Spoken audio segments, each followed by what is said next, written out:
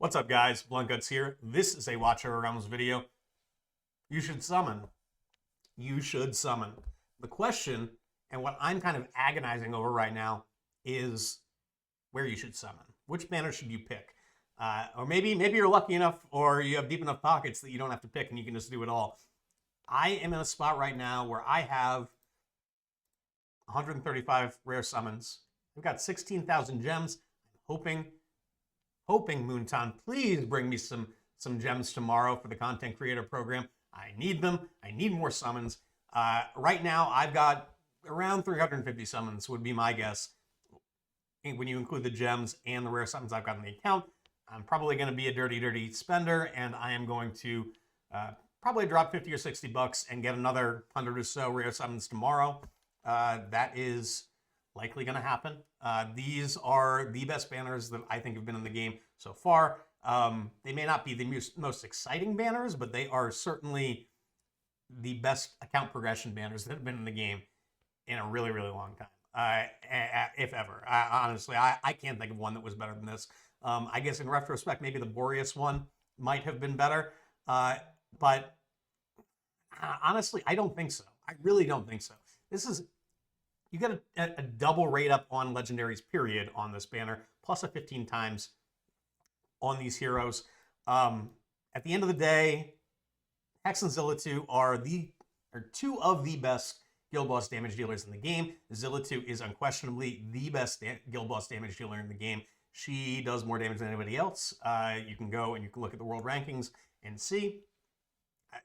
Find me. I mean, Lust is kind of Lust A5 is pushing for that title, but I haven't seen a Lust that's going to out-deem. I mean, hell, I saw Zilitu that did 270 million damage yesterday when I was looking at these rankings. Like, oh my god. Oh my god. Like, it's just insane.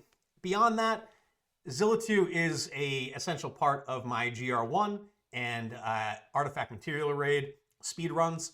I use her in conjunction with Twin Fiend to basically clear both of those dungeons as fast as you can. I can't overstate how amazing she is. She has some limited uses in GVG as well, so that's something else to consider. But she puts out just this nutty damage, and you don't want to not have her on your account. So if you don't have her, you definitely want to be pulling on this banner. Even if you do have her, what you want is to get to A3. The rest of the Awakenings are kind of underwhelming, but the A3 is incredible. It adds another 10 seconds onto her ultimate duration. That brings it up to 45 seconds. It's a game changer. It's why you're able to pull so much ridiculous damage on the guild boss. It's certainly something that if you don't have her at A3, you should be pulling on this banner. Hex, all of his Awakenings are incredible. I'll go through them real quick right now. During the effect of Mad Truth, there is a chance to draw the Fool. The Fool becomes the highest damage card that he can draw during his ultimate. It is incredible. 300 attack. Remember, that's 300 base attack, so that's actually a pretty significant increase because it's going to get multiplied by all of your attack bonus stats that you have on your gear. So it's going to be significantly more than 300 attack. Definitely worth getting. I can say from personal experience, I noticed the difference. A3 is just a game changer during the effect of Mad Truth. Performing basic attack against targets inflicted with burning extends the duration of Mad Truth by 1 second, up to a maximum increase of 30 seconds. So you can get an additional 30 seconds on top of what's already a long ultimate at 35 seconds when fully skilled up. Ridiculous. I'm just going to keep saying it. It's ridiculous. It's all ridiculous. This banner is insane. I've got him A2. I really want the A3. I'd love to pull 3 copies of him and get him to A5 because that one's incredible too. But the A4 is no slouch, plus 5% penetration, allows you to ignore 5% of magic resist on your target. Higher levels, it's all about bypassing really high enemy defense and really high enemy defense or enemy magic resist. So Hex is obviously a magic-based champion, so this is really only applicable for magic resist, but it is so valuable to have this kind of stat, especially on an A4. It's a lot of times I'm not really all that thrilled with the A2 and the A4. For Hex, they're really big. They do help out quite a bit. They're not as good as the A1, the A3, or the A5, but they are really good. And then finally, we've got the A5. Each draw returns 1 card of Fate and increases each damage dealt by the Joker and the Fool by 30%. This is especially good if you have Hex's exclusive artifact. It It wrecks. I'd love to get a May 5. It would really pump up my damage. I am currently at the top. I think my best has been about 72,000 blood on the guild boss. That placed me somewhere around 40 or so on the world rankings. I'd love to get top 10. That would be incredible, but I need to squeeze out at least another 15 to 20 million damage to do that. So this would go a long way to that, as would getting Zilitu to A3. So I really want that. It's been a personal goal of mine. I like competing on the guild boss. I know there's no extra rewards for doing it, but what can I say? I'm at endgame. I've beaten everything, so I need things to shoot for, and pumping up my guild boss damage is a lot of fun. I have a good time with it. We're going to get to Reve in a second, but I will touch on this banner real quick. You shouldn't pull on this if this is what actually goes into the game. The only reason that you really might want to pull on this would be for Dolores. I've heard some people say that Nyx may be pretty good in an upcoming codex. I don't know if that's true. I don't know. She's a very common champion.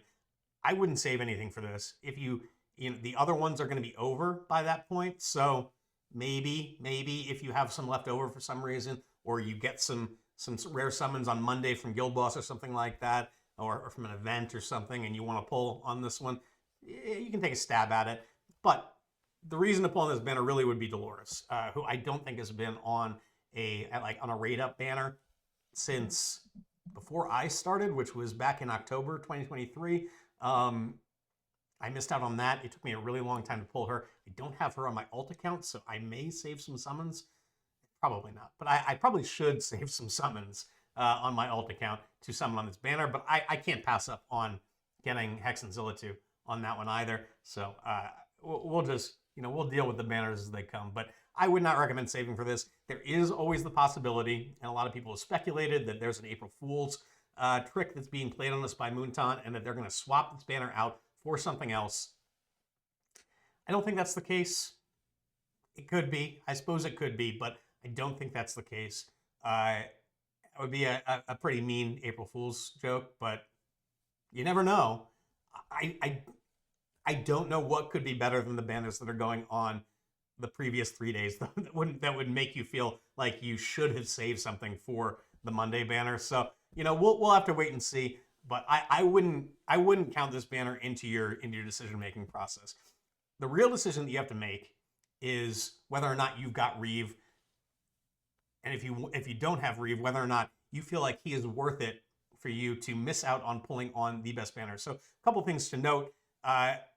Reve is an exclusive, obviously. You're guaranteed to get him within 250 summons. If you do pull him before your 250th summon, then the event will end, and you're not going to pull multiple copies of him. You won't. If you pull one of them at 100, if you pull 150 more, you're not guaranteed to get him at 250. So get that out of your mind. You're guaranteed one Reve within 250 summons, not a Reve at 250.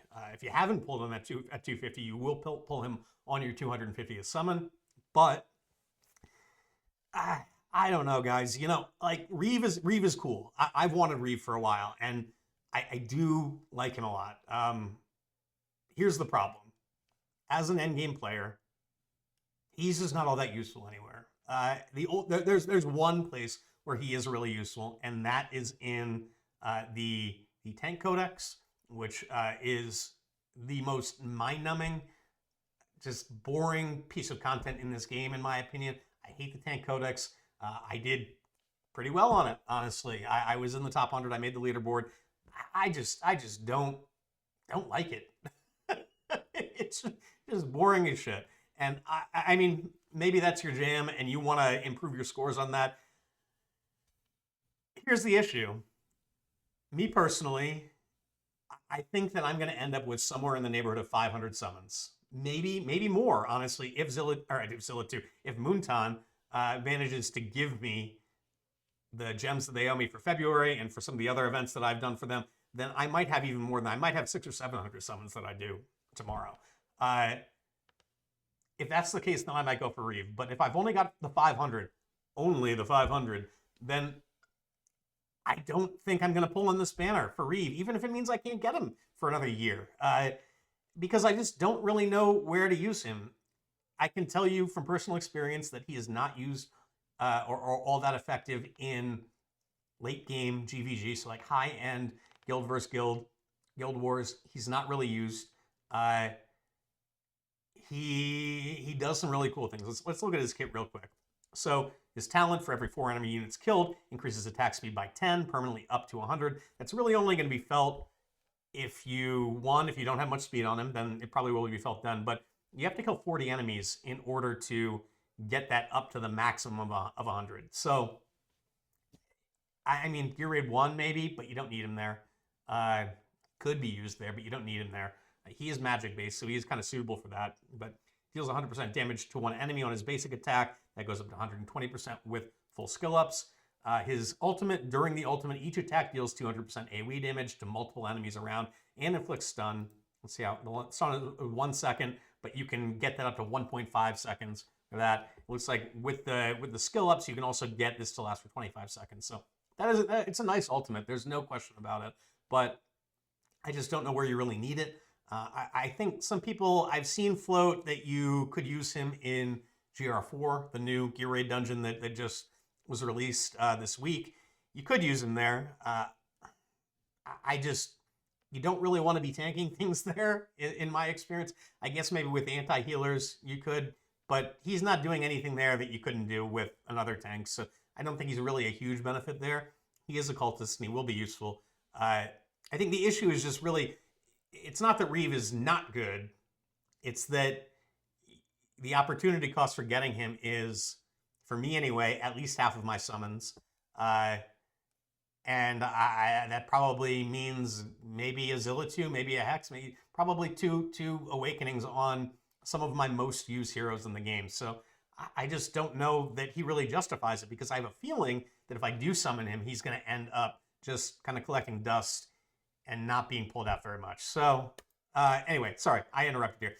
The passive is kind of, I think, is the best thing about him. This is the most unique thing about him. Inflicts slow on 5 enemies in range.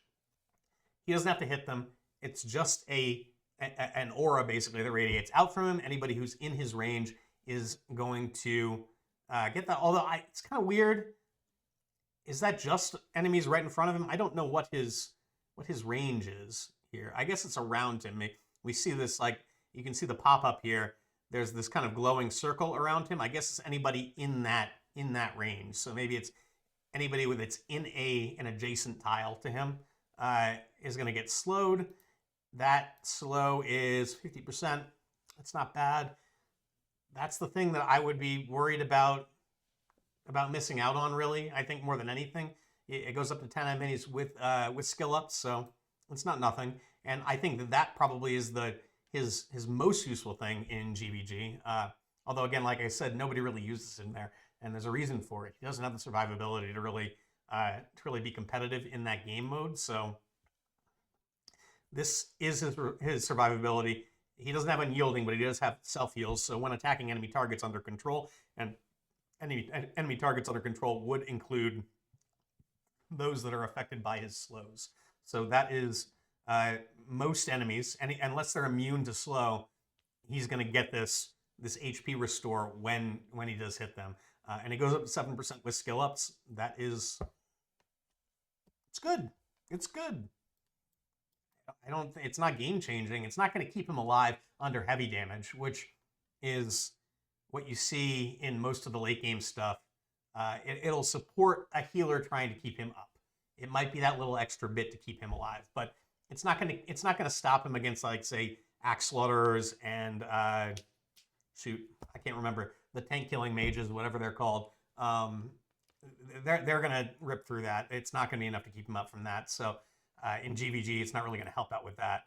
And then Gold Mastery, it's all right. I know that as an early game player, it might seem like this would be a huge benefit to you. You're going to get to a point where you don't need more gold. If you need evidence of that, I've got 96 million gold right now. It's just accumulating slowly but surely. It's just going up and up and up. I was at 105 million before I maxed out the artifact enhancement event recently. It's just not. You don't need it. Not artifact enhancement. That's the wrong game. What is it called here? It's not Mystery of Artifacts, that's for sure. Tales of the Smith. The Smith told me some tales, I told him some in return, and he gave me a bunch of loot, so I do appreciate that. I spent some gold on it. I spent it frivolously. I upgraded a bunch of stuff I didn't really need. Reason being that I don't have to watch my gold. You get to a point where you're just going to accumulate it, and you don't need that boost. The XP boost on Razak is honestly more important. So, anyway, I'm kind of rambling here. I'm not sure what I'm going to do. I just laid out an argument for why I should skip Reve, because he isn't really used in many places. But I've got some serious FOMO. I'm a little worried about missing out on him, and that is kind of that's the rub here, right? Is that these other heroes, as much as the other banners I think are objectively better, objectively, they are, I think, the best banners in the game that have ever come out in this game this weekend. But I can summon Hex and Zilitu and Razak at any random point on any future banner that I'm summoning on. It's possible that they're going to pop out. This is going to be the best opportunity to get them, but it's not going to be my only opportunity to get them. Reve, on the other hand, this is going to be my only opportunity until the next time they decide that they're going to grace us with another banner. I don't know when his initial banner was. Somewhere around 9 months ago, though. It was early on to the game. I think it was maybe August or September of last year. So I guess it's not that long. That's what, 6 or 7 months. So maybe we get the Reve banner twice a year. Yeah, I don't know, guys. You'll have to tune into my summoning video tomorrow after I post it to find out what I decided to do. Or maybe I just won't post it because I'll be frozen by indecision. Who the fuck knows? I'm a little nervous about it, and I'm also a little excited about it. So, thank you all for watching. Hopefully this helped you out. Please do like and subscribe if you like the content. I'll catch you all next time. Good luck on your summons, everybody.